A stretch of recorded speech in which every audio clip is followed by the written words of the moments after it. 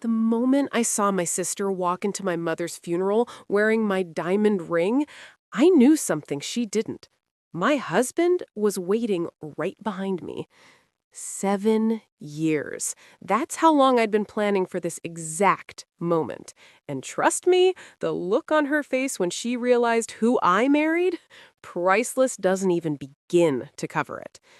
Hey everyone, it's Anonymous Confessions. If you love real stories of family betrayal that'll leave you speechless, hit that like button and subscribe right now. Trust me, you don't want to miss what happens next. Growing up outside Boston, my mom was everything. She was the kind of woman who held our family together with nothing but love and homemade cookies. Every day after school, she'd have fresh chocolate chip cookies waiting. My sister, Adora, she always got sugar cookies. Mom knew our preferences better than we knew ourselves. But here's the thing about sisters. Sometimes the one who wants what you have isn't a stranger. It's the person sleeping in the room next to yours. When I met Darius at a charity event through my college friend, Alina, I thought my life was finally coming together. He was charming, confident, and had this smile that made everyone in the room feel special. A self-made millionaire by 37, Darius swept me off my feet with weekend trips to Martha's Vineyard and dinners overlooking the water. After 16 months, he proposed on a yacht in Boston Harbor with a 6-carat diamond that caught the sunset perfectly. I said yes before he even finished asking. But here's where the story turns dark. My mom pulled me aside at our engagement party. She looked at Adora, laughing with Darius, and her face said everything her mouth wouldn't. Whisper, while arranging appetizers. Just be careful, honey. I laughed it off. We're adults now, Mom. Adora's happy for me. You know what? Before we continue, if you've ever been betrayed by someone you trusted, drop a heart in the comments. And if you're new to Anonymous Confessions, go ahead and subscribe. These family drama stories get even crazier from here. 3 months before the wedding, everything changed. Darius started working late. His phone buzzed at weird hours. Our Friday date nights became emergency meetings. Then came the criticism. My laugh was suddenly too loud. My favorite blue dress made me look washed out. Even reading in bed bothered him now. I found a strange perfume on his collar one night, floral and heavy, nothing like what I wore. He said it was a female investor who hugged him goodbye. I wanted to believe him so badly, but my gut was screaming. Then I found the earring, a dangling silver piece with a tiny sapphire wedged between the passenger seat and the center console in Darius's car. I recognized it immediately. Adora wore those exact earrings to my engagement party. They were a gift from our grandmother. When I confronted them, their stories matched perfectly. Too perfectly, like they'd rehearsed it. 3 weeks before the wedding, I woke up at 3 a.m. to an empty bed.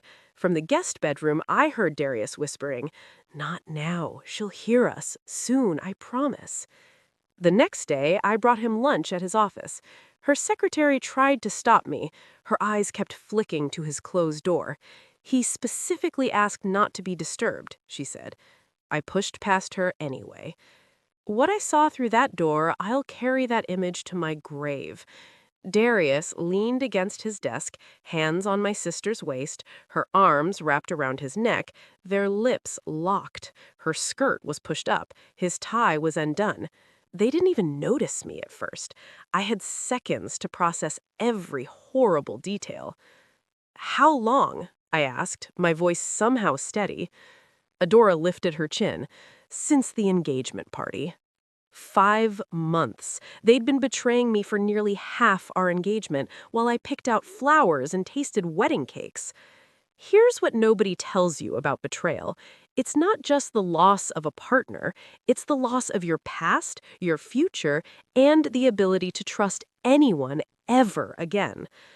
My mom held me on my bathroom floor that night while I couldn't breathe from crying. My dad paced the living room, face red, muttering about killing him. Mom canceled all the wedding vendors. Dad handled the financial mess. If this story hits home for you, please like this video and subscribe to Anonymous Confessions. And I want to hear from you. Have you ever had to cut someone out of your life? Tell me in the comments. 6 months later, I hit rock bottom. Depression. Lost a major client after crying during a presentation. My boss suggested a leave of absence.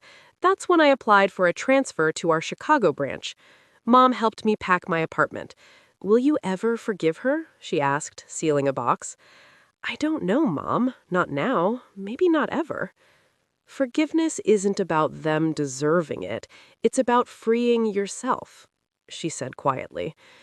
I moved to Chicago anyway, and for a while I thought I'd never love again. But then I met Xian at a tech conference in San Francisco. Xian was everything Darius wasn't. Quiet, genuine. He didn't need to be the center of attention. When I had a full panic attack on our first real date, shaking, crying, unable to breathe, he didn't run. He sat with me until I calmed. Then he drove me home with no pressure, no expectations. The next day, flowers arrived at my office. The note said, "No pressure, no expectations. I hope you're feeling better." That night, I told him everything about Darius and Adora. And you know what he said? He said, "Broken trust leaves scars. Anyone worth your time will understand that healing isn't linear." Turns out, Xian knew who Darius was. They'd been business rivals in the angel investing space years ago. Xian backed the right startup. Darius backed the wrong one. Darius lost millions. But Xian never told me. He wanted me to know him for him, not as someone connected to my painful past. A year later, he proposed under a trellis of climbing roses. No yacht, no 6-carat diamond, just a simple emerald ring with tiny diamonds on either side. Delicate, subtle, real. I said yes without a second thought. We got married in a small Chicago venue with 30 guests. I sent Adora an invitation at Mom's request. Her response was cold and quick. "Congratulations. Unfortunately, we have other engagements." Mom was disappointed, but not surprised. Then came the phone call that changed everything. Mom had stage 4 pancreatic cancer. I flew to Boston immediately. Xian came every weekend. For her last weeks, I stayed in my childhood bedroom, helping Mom go through old photos and memories. One evening, while I adjusted her pillows, she grabbed my hand. "Promise me you'll try with Adora," she whispered, voice weak but determined. "I promise, Mom." She died 3 days later, with Xian, Dad, and me at her bedside. The funeral was dark and drizzling. I stood in front of my childhood mirror, adjusting my black dress, wondering how I'd survive the day. Then Adora walked in.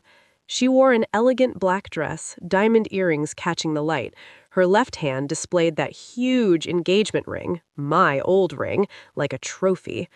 Adora hugged Dad stiffly. Then she turned to me. "Wendy, it's been a long time." "Yes," I said simply. She pulled me into a side room. "Darius and I bought a summer house on Cape Cod. 8 bedrooms, private beach. We're starting a family soon." "Congratulations." Her smile turned harsh. "Poor you, still alone at 38. I got the man, the money, and the mansion." 6 years ago, those words would have destroyed me. But today, they just felt sad, pathetic even. I smiled back, a genuine smile. "Have you met my husband yet?" I opened the door. Xian was standing right there. When Darius saw him, his face went pale. "Forrester," he muttered, confidence evaporating. "It's been 7 years," Xian said, voice professional but ice cold. "Not since Macintosh acquired Initech instead of your client." Darius swallowed hard.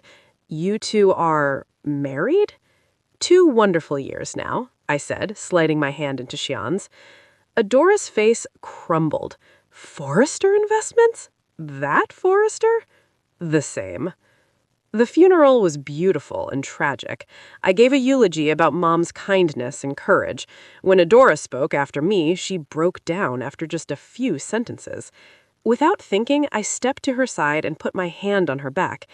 "It's okay. Take your time." She composed herself and finished. After the burial at the reception, Darius drank too much and checked his watch constantly. Adora stayed by Dad's side, her usual swagger, replaced by genuine grief. The next day, Xian had to fly back to Chicago. I stayed to help Dad sort through Mom's things. In her nightstand drawer, I found a leather journal. Mom had kept it for 10 years. The last entry, dated 2 weeks before she died, said, "My greatest regret is leaving with my girls still estranged. I always fixed things, but I couldn't fix this. I pray they find their way back to each other." I was wiping away tears when the doorbell rang. Adora stood on the porch, alone, no Darius. "Can I come in?" she asked. In the kitchen, I made coffee. She wrapped her hands around the mug but didn't drink. "I'm sorry about yesterday," she finally said. "What I said at the funeral home, it was cruel." I nodded, but didn't speak. She looked up, tears in her eyes. "You want honesty? Here's honesty. I'm miserable, Wendy. I have been almost since the beginning." The dam broke. Words poured out between sobs. Darius changed after the wedding. Controlling, critical. His company was failing. The mansion, cars, vacations, all debt. Their marriage was a carefully crafted lie for social media and business connections. "He monitors my spending, checks my phone, questions every move I make," she said. "The Darius you knew doesn't exist anymore. Maybe he never did. Why stay? Shame. How could I admit what I did to you? Destroyed our family for a mirage. And the prenup? I leave with nothing." I slid Mom's journal across the table. "Read the rest." She cried harder as she read. When she finally looked up, her face was raw. She knew. Mom always saw through everything. "Odora," I murmured. "I'm planning to leave him. I've been consulting a lawyer privately." I didn't expect to feel sympathy, but watching my sister, the one who'd caused me so much pain, fall apart, I wouldn't wish that on anyone. We spent hours going through Mom's things, sharing memories, laughing through tears about Mom's lunchbox notes and cookie baking disasters. It wasn't forgiveness yet. The wounds were too deep for that. But when dusk settled, something shifted between us. Mom's love built a fragile bridge over years of hurt. "I don't expect forgiveness," Odora said at the door. "I don't deserve it, but I needed to tell you the truth before I blow up my life again." 6 months later, I found out I was pregnant. After years of trying, Mom's grandchild was on the way. I felt her presence in quiet moments, even though she couldn't be there.